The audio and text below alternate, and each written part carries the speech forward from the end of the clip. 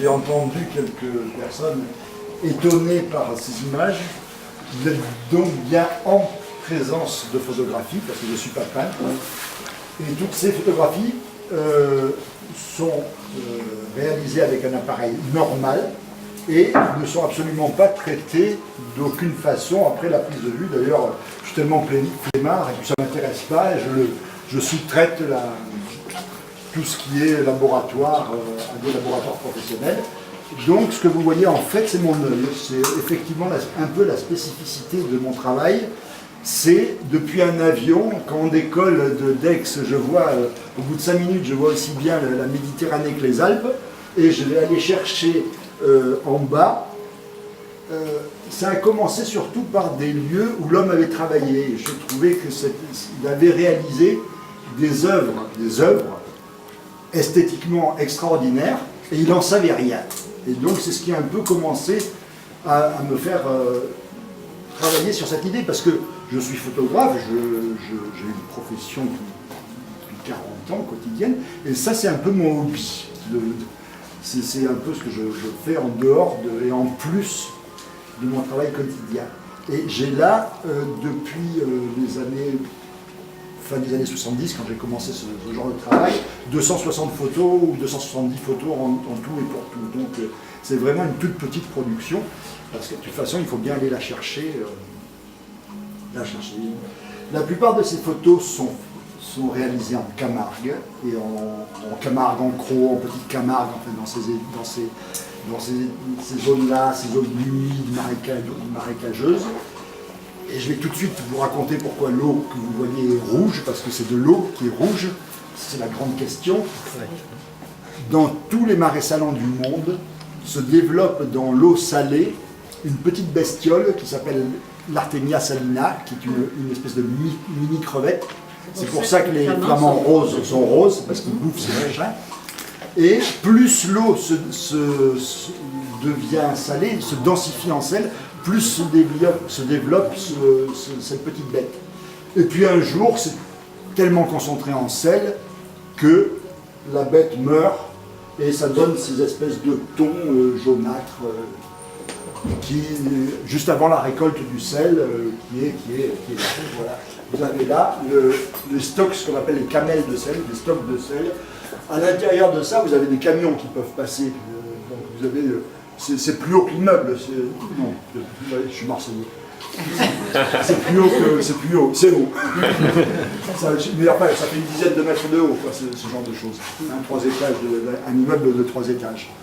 Voilà. Bon, à part ça, il y a quelques images qui sont par exemple, là c'est pour faire un peu prétentieux, on est dans la baie d'Osaka, au Japon, et vous savez qu'ils ont, manque de place, ils ont rempli la mer de terre pour faire des îles sur lesquelles ils ont fait un aérodrome, ils ont fait des quartiers de bureaux, il y a eu des tas de problèmes d'ailleurs, parce que ça s'est enfoncé, il a fallu relancer le tout. Et donc, ils font des digues en pale planche, et puis avec des bateaux. Je pense qu'il y a les gadous, comme on dit chez nous, là. Je pense que c'est pas très très clair ce qu'ils ramènent ici pour combler, mais c'est des bateaux qui viennent et qui vident. Alors, cet esthétisme extrêmement japonais, je trouve, qu'est-ce que c'est que ces machins, ces trucs, j'en sais strictement rien, il y a des espèces de lampadaires en pleine mer, j'ai aucune idée de ce que c'est, mais on ne pouvait pas faire ces photos autrement qu'au Japon, j'ai l'impression. Voilà. Bon, alors ça c'est une photo d'une série, parce que cette expo-là, pas comme elle est là, parce que, donc, je vous ai dit, il y a 270 photos, a tourné pendant 1 an dans cette ville du Japon. Là-bas, vous avez 2 autres photos qui sont des coulées de lave sur le piton de la fournaise.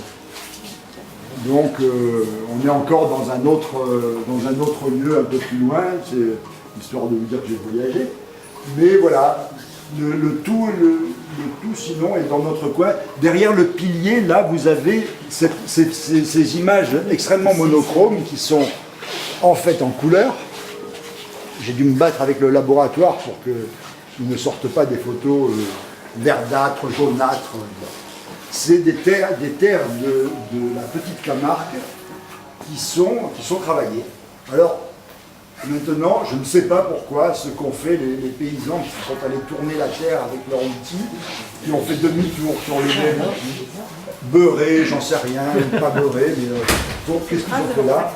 Je peux pas raconter. C'est des traces de tracteurs, oui, qui ont travaillé là aussi, vous avez le même genre d'intervention humaine sur des lieux. Alors ça, on est toujours dans l'image directe, elle n'est pas retravaillée, mais j'ai joué avec des reflets de l'eau sur du sable mouillé.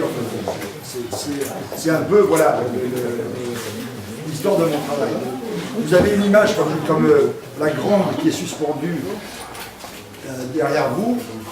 On pourrait croire que c'est, je ne sais pas quoi, moi, l'Amazone qui se jette en mer ou quelque chose comme ça, alors que la surface de ce que vous voyez là doit être à peu près aussi grande que le magasin. En réalité. Et si vous voyez la partie gauche qui monte, verticale, vous imaginez que c'est le remblai de la digue à la mer en Camargue. Donc c'est presque à l'échelle 1, quoi.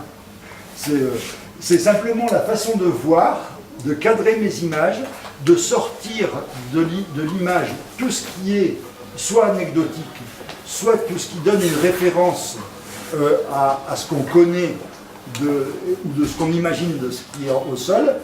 Et voilà, l'échelle a disparu. Et puis après, bon, on se raconte des histoires. Il y a une dame, je ne sais plus qui me disait pourquoi vous ne mettiez pas de commentaires. Je n'ai pas envie de raconter tout ça quand je ne suis pas là. Parce que pour moi, ça n'a strictement aucun intérêt.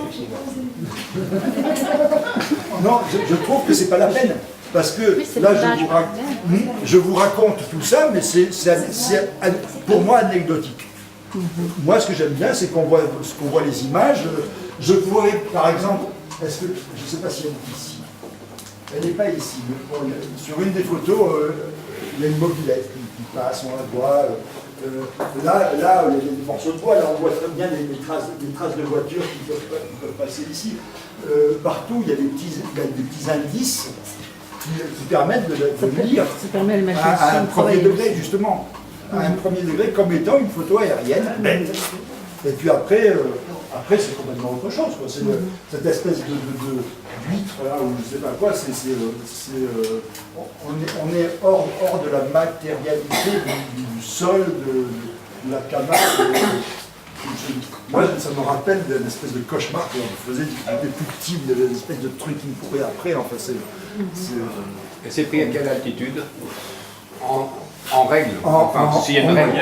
En moyenne, je vole entre 300 et 400 mètres. Ouais, oui. Et ces photos sont grossies de combien de fois? Non, c'est pour ça que je vous pose la question. Je ne sais pas. Franchement, je n'ai pas d'idée parce que j'ai une gamme d'optiques, évidemment, de petits télés qui me permettent d'aller... Des télés de combien? De combien? Alors, c'est un 150 sur un 6.6, ça doit faire un 70 sur un 24-36. 70, 100 à peu près. Je travaille en 6.6, c'est un engin qui s'appelle un Hasselblad. J'ai un négatif qui est grand comme ça. Et j'ai donc de petits télés sur ces images. Et je ne suis pas le meilleur des photographes, mais j'ai le meilleur appareil au monde. Ça, je peux vous le dire, c'est il vaut le prix d'une voiture, à peu près. Et j'ai des images comme celle-ci et quelques autres, enfin je les trouverai, qui sont exposées en 3 mètres sur 4. Donc, sans que ça pose de problème technique. Je peux toujours essayer avec un numérique maintenant. Là, voilà, il y a 2 images numériques ici, qui sont parce que je m'y suis mis, c'est le maximum du format que je peux faire. Je suis au maximum. Mais enfin bon, on y viendra tous au numérique parce que notre métier change. Voilà. Sinon, je réponds évidemment. C'est vous qui m'avez demandé. Non, c'est pas vous qui m'avez demandé, mais bon, c'est pas grave. Je réponds volontiers à toutes les questions que vous pouvez me poser. Non.